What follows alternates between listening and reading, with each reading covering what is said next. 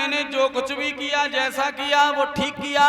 सुशीला तुम ये महल छोड़ करके चली जाओ, आज से तुम हमारे लिए कोई नहीं हो, तेरा मेरा रिश्ता खत्म हो गया। सुशीला वहां तक परीक्षित जी रोती हुई चली जाती है। श्री सुखदेव जी कहते हैं, राजन परीक्षित, धीरे धीरे समय गुजरता चला गया। पैसियां तो धन की भूखी होती है। ब्राह्मण जी के पास जितना धन था सब खर्च कर दिया। दिन प्रतिदिन पैसा खर्च हो गया। अब अजामिली थोड़े दुखी हुए, पैसा पास में नहीं है, गरीबी आ चुकी थी। तो अब अजामिली जो ब्राह्मण थे, अपनी परिस्थिति देख के जब दुखी हुए, वेश्या को खाना खिलाने के चक्कर में ब्राह्मण से और डाकू बन गए। अच्छी तरीके से जीवन यापन कर रहे थे, बुद्धि ने थोड़ा पलटा पलट दिया तो आज अजामिली ब्राह्मण नहीं बल्कि डाकू बने गए। अब डाकू जब बने तब रात्रि में जाते हैं, बंदूक हाथ में है, डकैती डालते हैं। कोई भी संत महात्मा मिल जाता है उसकी भिक्षा छीन लेते। अब तो दुष्कर्म करने लगे अजामिली, और जब दुष्कर्म करने लगे, इधर प्रभु की ऐसी लीला। एक दिन हरि गुण गाती हुई कुछ महात्मा धीरे धीरे प्रभु का कीर्तन करते हुए उसी नगर के नजदीक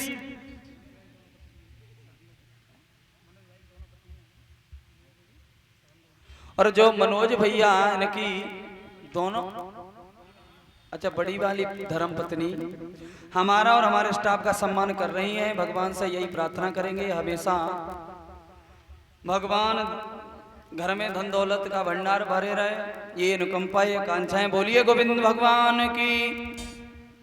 श्री सुखदेव जी कहते हैं, राजन परीक्षित, आज संत जब चले वृंदावन घूमने के लिए तो उसी नगर से होके निकले तो वहां शाम हो गई। और पहले का ये नियम था, आज नहीं, पहले जब कोई भी संत निकलता था तो अकेला नहीं, 10-11 लोग इकट्ठे होके एकत्रित होके जाते थे घूमने के लिए। और जब हरि गुण गाते हुए धीरे धीरे जब निकले तो वहीं नगर से आके शाम हो गई।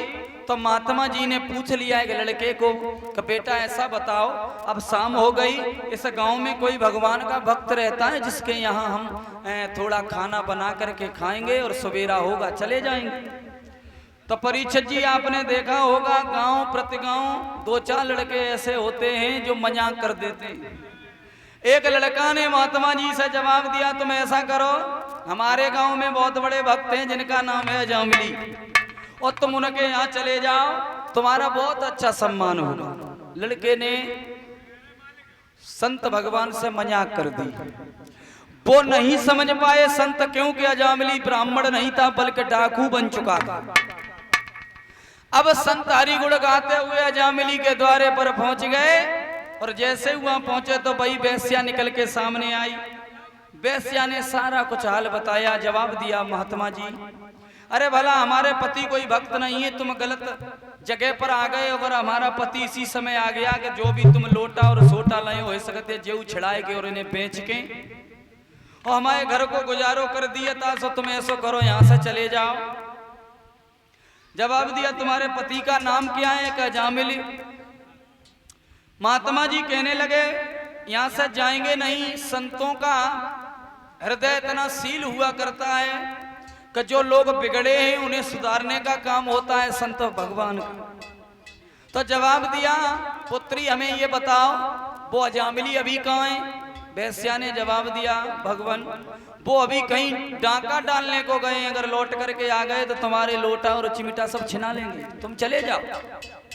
और जब महात्मा जी वहां से चलने को तैयार हुए तो वेश्या को ये लगा कि हमारे द्वार से और महात्मा जी जा रहे हैं और मैं अपने हाथ से भी नहीं इन्हें खिला सकते, तो ऐसा करते मैं इन्हें सामग्री लाकर दे देंगे तो जे हमारे यहाँ रुक के स्वयं हाथों से बनाकर भोजन कर लेंगे। वही किया वेश्या ने, आटा दाल चावल दे दिया। तो महात्मा जी ने खाना बनाया और खाना बनाने के बाद में पूरी मंडली बैठ गई खाने के लिए। और जब खाने के लिए बैठी तो परीक्षित जी खाना परोस लिया, जो टोली के महंत जी थे, उन्होंने अपने हाथों में गिरास लिया। जब खाने के लिए उद्यत हुए तो एक बात याद आई। अरे सोने बाबा के वचन और मंडली रुकी गई है सारी।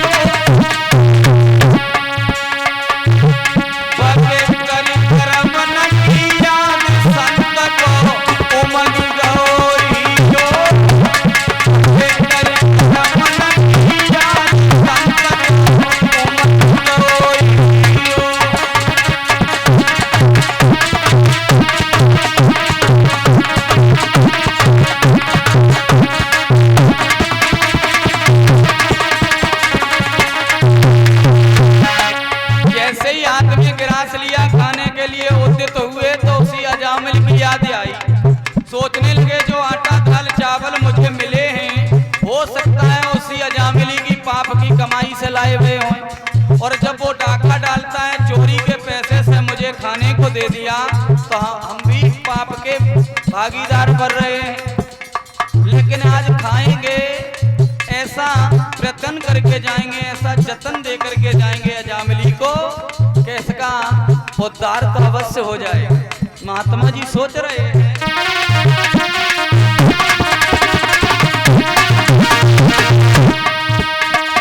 अरे जतन कछुए सो करी जाई, जग छोटे पाप के बंद बंद करना के छूट जावे।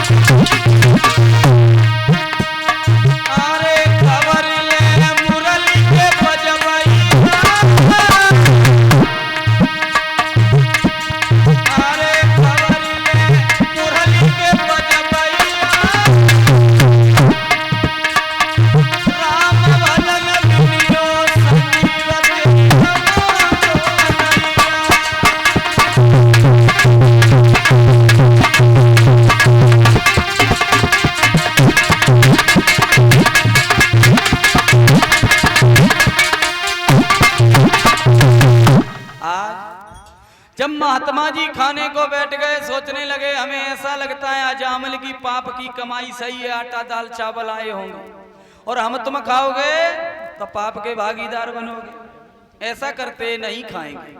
लेकिन महंत जी कहने लगे ऐसा नहीं है, भोजन का अपमान करना गलत है। आज भोजन तो करेंगे, लेकिन महात्मा का जो दिल होता है, जो हृदय होता है, ये भावशील होता है।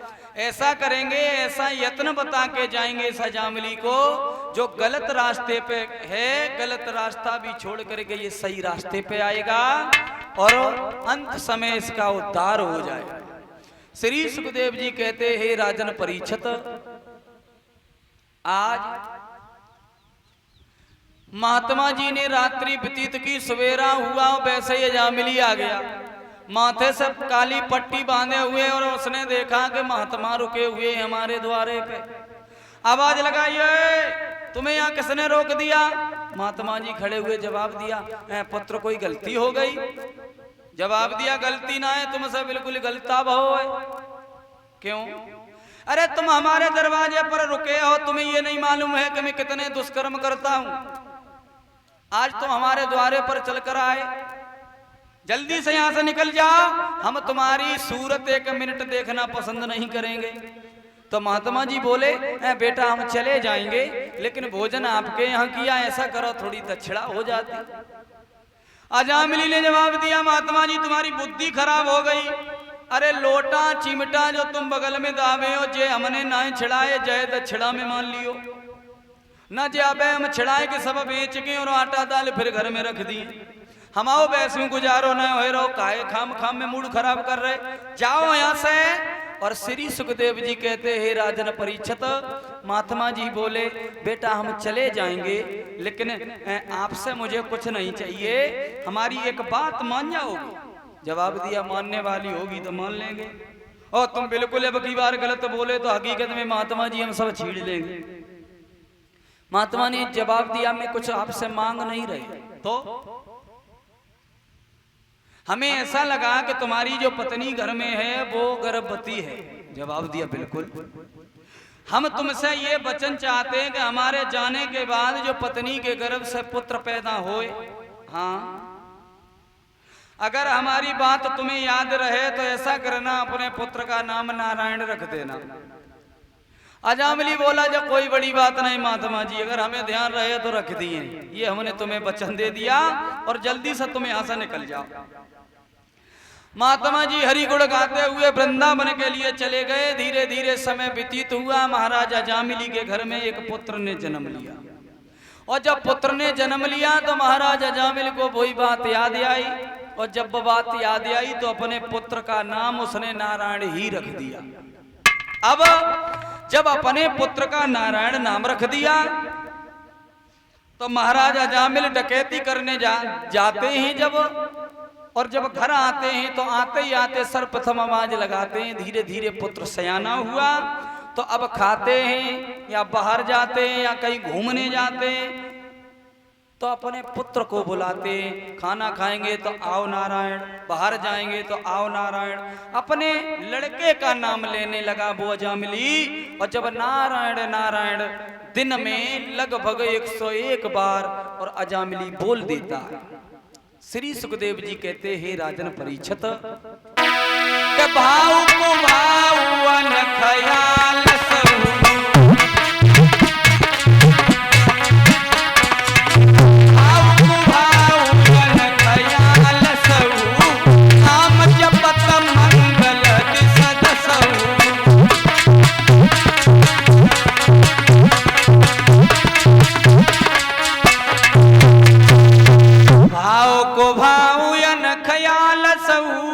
और नाम जपत मंगल दिस दसहु। अब महाराजा अजामिल प्रतिदिन अपने बच्चे को बुलाते, और जब अपने बच्चे का नाम ले रहे हैं, अब देखो मैं अभी बता रहे थे अजामिली ने सिर्फ अपने लड़के को बुलाया, लेकिन नाम किनका लिया? भगवान का।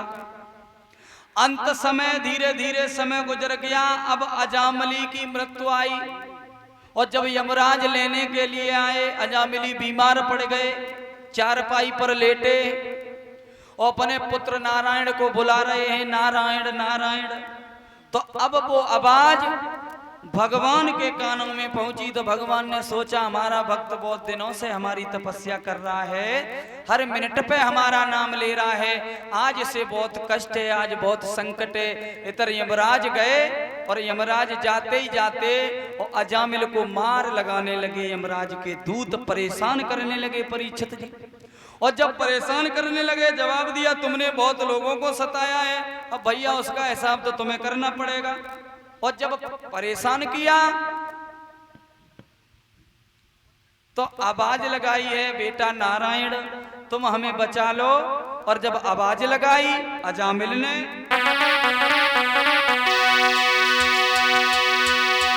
ये काले काले काला दूत बेटा हमको तड़पाते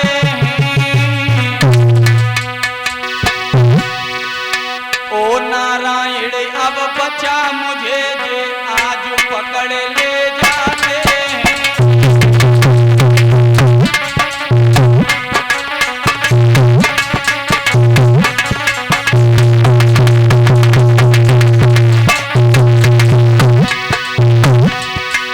जब आवाज लगाई तो वो आवाज प्रभु के कानों में पहुंच गई।